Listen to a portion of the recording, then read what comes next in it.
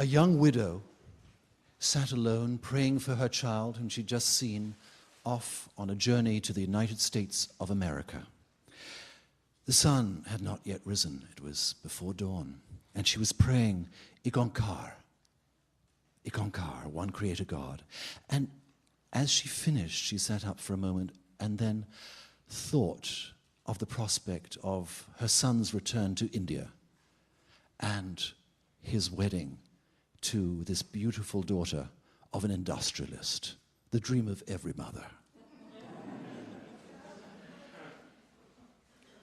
So as she wished this, the sun was rising, it was getting hotter, the dusty wind was blowing through the door, and she rose and she shut that door. Picture across the other side of the globe. It's 1957, the same year. A young woman is kneeling. She's in a convent. She's also praying. But tears are streaming down her face, for she's in a state of confusion, and she's asking the Holy Spirit to advise her. And as she does so, she leads through the Bible and falls upon a passage about the man who's freed of devils and who asks whether or not he might follow Jesus. The reply is no. You must return to your family. You must tell them of what God has done for them. And so she returned to that prayer, trying to turn her will to God. And she tries to pray for the man who will become her husband, whoever he is, wherever he may be.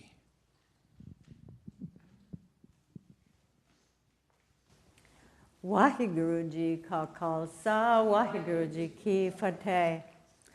As you may have guessed, the convent girl was me, and the widow would become my mother-in-law, Jagdish Kaur.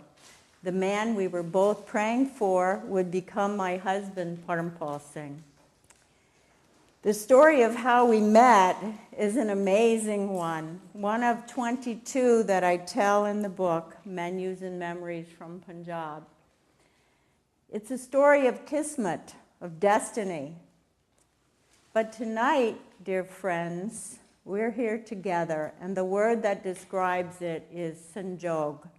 We're here in this beautiful venue of the Rubin Museum of Art. It's a spiritual place, and I have Tim McHenry, the producer, to thank, and my editor, Preeti Chitnis Grass of Hippocrene Books, for making this evening possible.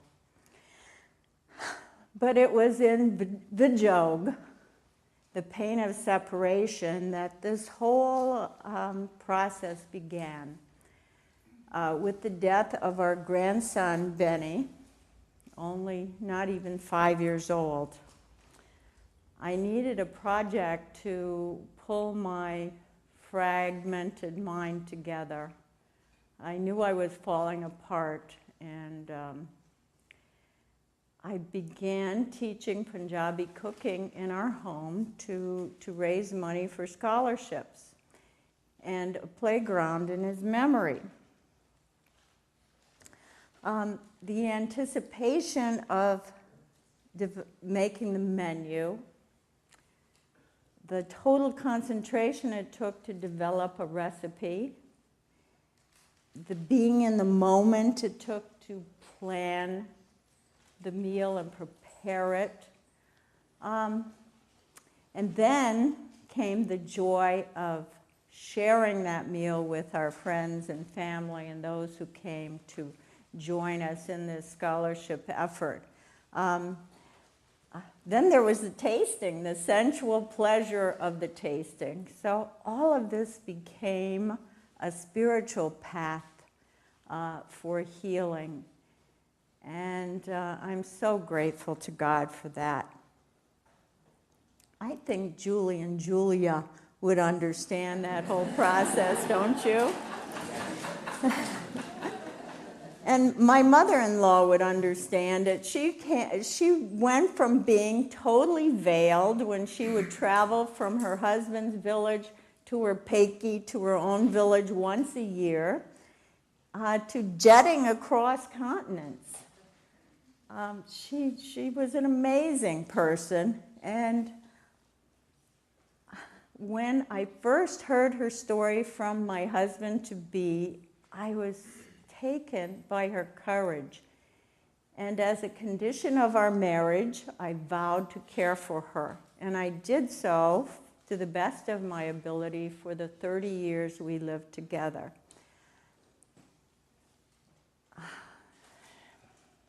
Just a second. I didn't take my ginkgo. One moment.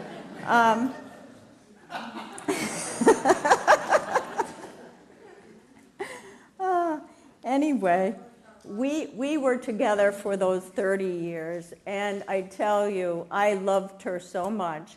But what was amazing is she taught me all she knew. What a gift she gave me.